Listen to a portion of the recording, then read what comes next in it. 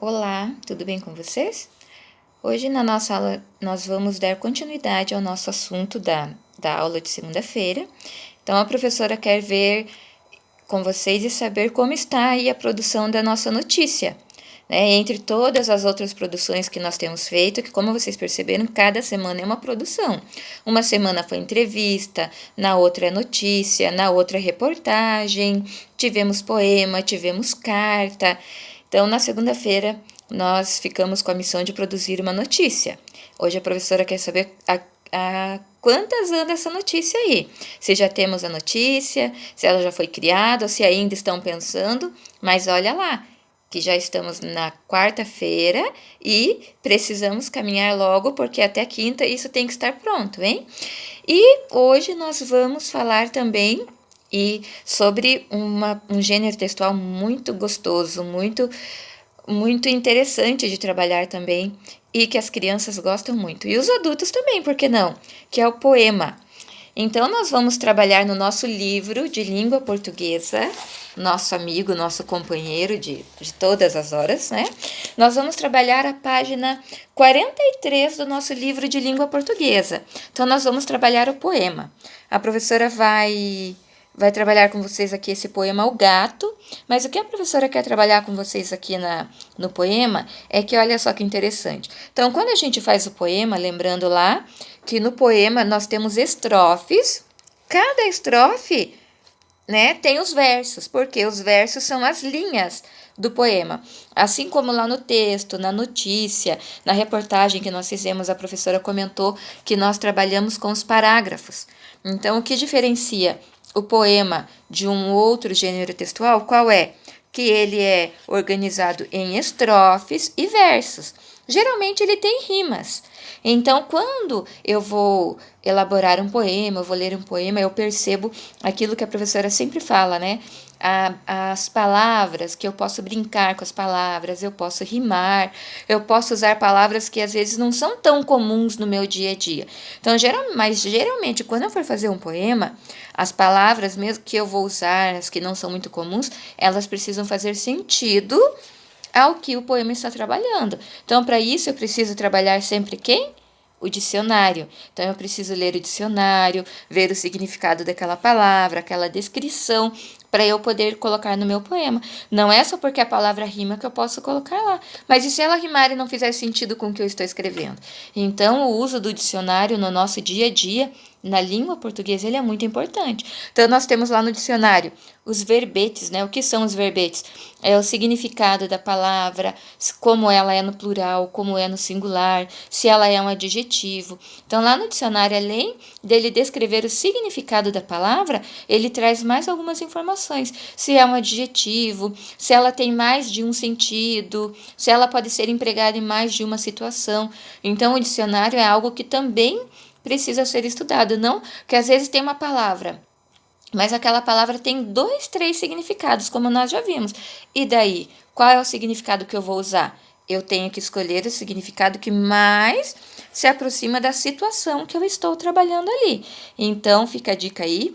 Nas interpretações textuais, vocês sempre vão ler lá, descreva o verbete, leia no dicionário. Aqui na nossa apostila também nós temos esses termos. Então, o que é um verbete? Né? É a explicação que o dicionário dá, a retomada para aquela palavra. Então, do significado da palavra, além dela ter mais de um significado, em quais situações eu posso usá-la? O dicionário dá até exemplos. Então, o dicionário é algo muito gostoso e muito interessante para a gente manusear e folhear. Então, aqui no livro de língua portuguesa, nós vamos até a página 49, fazendo a interpretação do nosso texto, que é um livro muito gostoso que a professora gosta de trabalhar, por quê? Porque ele é muito completo. Então, a gente tem o texto, tem a explicação, ele vai falar do autor, ele explica o significado de algumas palavras que a gente não conhece. E daí, na interpretação, no livro, entra muito a questão dos verbos, de lugar, aonde foi, aonde aconteceu, as sílabas, né? a palavra lá de acordo com a sílaba tônica, se ela é oxítona, se ela é paroxítona, proparoxítona. Então, nós já temos esse material também aí no PDF para a gente estudar, as rimas, como ler um poema. Então, vai ser uma aula muito gostosa. E para completar essa atividade do livro, nós vamos ler o texto A Pinta da Joaninha, lá na página 45 da nossa apostila de língua portuguesa. Então, esse poema a professora vai ler para vocês hoje, para que vocês também retomem essa leitura em casa aí, para que vocês possam ver como está essa leitura. Estou tropeçando ainda na leitura, estou parando no meio da linha, então eu tenho que melhorar, preciso retomar. A Pinta da Joaninha, da autora Isabel Cristina Silveira Soares. Dona Joaninha, feliz amanheceu, nova pintinha em sua asa apareceu. Dona Joaninha mostrou a minhoca, que viu a pintinha e voltou para a toca. Dona Joaninha, em sua casinha, mostrou a pintinha para a abelha rainha. Dona Joaninha chamou o coelhinho, mostrou a pintinha e voou ligeirinho. Então, aqui na apostila está pedindo para que vocês coloquem o título do poema, as palavras que rimam em cada uma das estrofes, como a professora comentou ali com vocês. Então, cada estrofe é um conjunto de versos. Então, vocês vão ver ali que a cada 4 versos eu tenho uma estrofe. Tenho a primeira, a segunda, a terceira e a quarta estrofe. Então, vocês vão ver ali, vocês vão contar para mim o que aconteceu com a Dona Joaninha, o que aconteceu quando ela mostrou a pinta para a minhoca, para o coelhinho e para o que os bichinhos viram, né? Quando os bichinhos viram a pintinha, quais foram eles? Então, vocês vão contar isso para a professora, tá? E nós vamos terminar essa aula de língua portuguesa com uma atividade muito gostosa, que é o dominó dos antônimos. O que é antônimo? É o contrário. Então, sinônimo são as palavras que a professora comentou lá no dicionário que têm o mesmo sentido. Então, sinônimo é quando eu posso usar uma outra palavra, tipo 2 palavras que têm o mesmo sentido, que significam a mesma coisa, são sinônimo. Por exemplo, nossa, hoje eu estou tão alegre. Hoje eu estou tão feliz. Então, olha lá, alegria e felicidade. Elas transmitem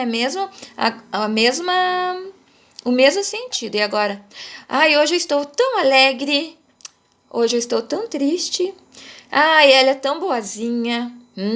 Ela é tão brava. Nossa, isso é tão grande. É tão pequeno. Então, vocês viram isso? É o antônimo, o contrário. Então, vocês têm esse dominó aqui na página 47, que vocês vão recortar. E daí, na página 48 da apostila de vocês vão colar os pares. Daí vocês vão fazer os pares, né? Qual palavra é o antônimo de cada uma. Então, vocês vão recortar a palavra e o seu antônimo. A palavra e o seu antônimo. Até completar o quadro. Vão ser atividades muito legais. E, por falar em atividades legais, agora nós vamos para matemática. Quem aí gosta de batalha naval? Então, joguinhos não é o problema para vocês, né, pessoal? Ainda mais para essa nossa geração aí dos joguinhos, do celular, do Free Fire, né? Desde que não tome o espaço da aprendizagem de vocês, não tome o espaço do estudo de vocês podem jogar. Isso faz bem para a mente, para o raciocínio lógico, raciocínio de vocês, mas é cálculo mental. Mas nós não podemos deixar também que o quê? Que os joguinhos tomem o espaço da nossa hora de estudar, do tempo de ficar com a família, do tempo de brincar lá fora. Então, tudo tem que ser na medida certa. Eu preciso brincar, eu preciso dormir, eu preciso estudar. Eu não posso só dormir. Eu não posso só brincar. E também só estudar. Por isso que a gente fala, temos que ter a rotina. A rotina, as horas de estudo, o local de estudo, a hora de brincar, o tempo de brincar, o tempo de dormir. Então, tudo tem que ser com limitação, porque tudo que é demais estraga, e é um ditado bem verdadeiro. Tudo que é demais não faz bem. Então, lá na página 28 da nossa apostila de matemática, nós vamos falar sobre localização. Então, quando a gente fala de localização, a gente pensa em geografia. Eu preciso me localizar, saber aonde eu estou, aonde eu moro, onde eu vou, lugar. Só que a localização, ela está presente em muita coisa. Então, para eu saber aonde eu estou, aonde eu quero ir, aonde eu preciso chegar, eu preciso me localizar. Então, além da geografia, na matemática também isso é muito importante. Então, significa o quê? Todos os conhecimentos, todos os nossos conteúdos trabalhados, eles estão todos ligados. Então, na matemática, quando nós falamos de localização, que a gente está trabalhando lá uma forma geométrica, que a gente quer saber em que linha se encontra, em que número se encontra, aonde eu quero ir, aonde eu quero chegar, da onde eu saí, para onde eu vou. Isso significa o quê? Localização. Então vocês olhem só que interessante. Está tudo ligado. Então aí para quem gosta de jogar uma batalha naval, para quem gosta de um joguinho, vai gostar muito de fazer essas atividades. E no nosso livro de matemática, nós vamos dar continuidade para essas atividades de localização. Lá na página 210, nós vamos trabalhar lá as coordenadas e localização, que são temas muito importantes para nós, e vamos brincar do quê? De batalha naval. Então, quando a professora vai perguntar aqui para vocês, né, ao fazer algumas perguntas, então geralmente localização. Vocês vão contar para mim qual é o objetivo, vocês vão ler aqui a historinha que está aqui nos quadrinhos, na tirinha o que está representando, e vão responder, porque tudo isso está ligado às nossas atividades aqui que nós vamos responder. Um exemplo aqui também, ó, nós vamos descrever aqui. Um exemplo aqui bem legal que a professora tem aqui na atividade, né? Vocês vão contar para mim quais foram as formas geométricas utilizadas para fazer essa atividade aqui na malha quadriculada, que já tem sido a nossa amiga de algumas aulas também. E quando a professora perguntar assim, qual é o menor quadrilátero que foi utilizado nessa figura aqui? Qual é o menor? Aqui. Então, vocês vão, só que vocês, aqui a professora não vai pedir para vocês fazerem só o nome dele. A professora quer a localização. Localização é o quê? Em que linha ele está? Em que número ele está? Né? Então, olha lá, ó. Ele ocupa 2 linhas de qual letra? De quais letras? Ele ocupa 2 linhas dessa letra e ocupa 2 linhas em números. É assim que vocês vão responder aqui para a professora. Outra forma de se localizar também é o quê? Nas nossas tabelas. Por quê? Tabelas, olhem lá, ó. Nós temos tabelas colunas e temos os meses. Então, quando eu for fazer a pergunta aqui, eu preciso estar bem atenta. Quando eu vou fazer a minha tabela bem organizadinha, então eu tenho o mês. Eu estou perguntando, quantos reais Roberto gastou em telefone no mês de fevereiro? Então, olha lá, telefone. Telefone está em qual coluna? Coluna E. E mês de fevereiro. Cadê o mês? Então, olha lá, telefone. Eu tenho o telefone no mês de janeiro, fevereiro, março, abril, até o mês de julho. Eu quero saber o quanto ele gastou em fevereiro. Então, o que eu faço? Eu vou lá na coluna E do telefone e na linha 3, que é o mês de fevereiro, para eu conseguir saber o quanto ele gastou. Então, isso significa o quê? Localização.